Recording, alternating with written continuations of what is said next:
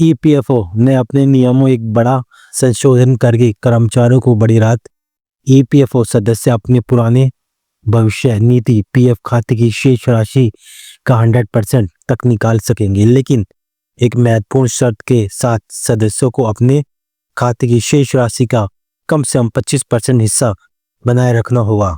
नमस्कार सभी को, एक बार फिर से स्वागत है हमारे YouTube चैनल में। यदि आपको वीडियो अच्छी लगी है तो चैनल को सब्सक्राइब कर सकते हैं। टॉपिक पे दोबारा से आते हैं।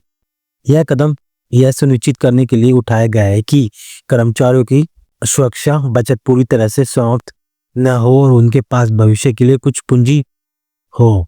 इस नए नियम के तहत सदस्य अब अपने खाते में पूरी राशि, जिसमें कर्मचारी और नियोक्ता दोनों का योगदान शामिल है, हालांकि 25% राशि से छेड़छाड़ नहीं की जा सकती है। शेष राशि खाते में रहेगी, ब्याज अर्जित करेगी और संवेदनशील के लिए आरक्षित निधि के रूप में काम करेगी।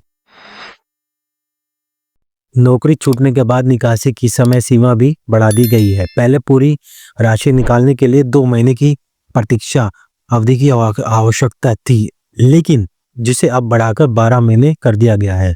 इसका मतलब है कि सदस्य अब नौकरी छोड़ने के 1 साल बाद तक किसी भी समय अपना पीएफ निकाल सकते हैं। पेंशन ईपीएस निकासी के लिए लंबी प्रतीक्षा अवधि की आवश्यकता होती है, जो अब 36 महीने निर्धारित कर दी गई है। पुराने नियमों के तहत पीएफ निकासी केवल सीमित परिस्थितियों में ही संभव थी, जैसे उच्च शिक्षा, घर खरीदना, शादी या गंभीर बीमारी।